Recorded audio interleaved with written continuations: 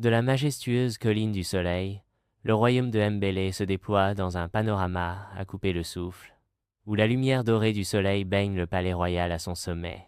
Amina, encadrée par les imposants murs du palais, se tient en contemplation silencieuse, son regard perdu dans l'horizon lointain, laissant entrevoir un esprit aspirant à des aventures au-delà des frontières du royaume.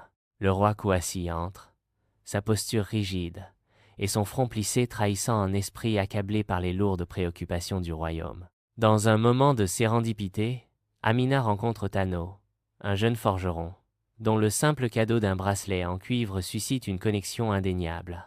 Alors que leurs regards se croisent, les fils du destin commencent à tisser une histoire d'amour au milieu de la joie festive. Dans un moment de revers partage, ils gravent leurs initiales dans le V-Corse, un symbole intemporel de leur affection durable. À leur insu, un observateur silencieux se cache dans l'ombre, présage de la menace imminente qui pébouisse sur leur romance clandestine. Au milieu de manuscrits fragiles et jaunis, des récits de reines qui ont défié le destin avec amour et courage allument une étincelle de compréhension chez Amina.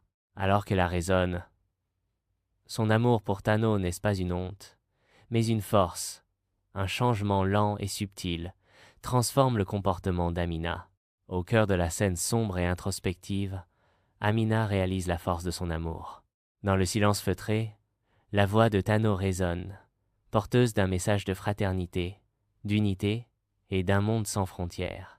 Le message de Tano inspire le peuple, allumant une étincelle d'espoir et d'unité qui commence à influencer même le roi Kouassi, tiraillé entre la tradition et la promesse d'une nouvelle ère.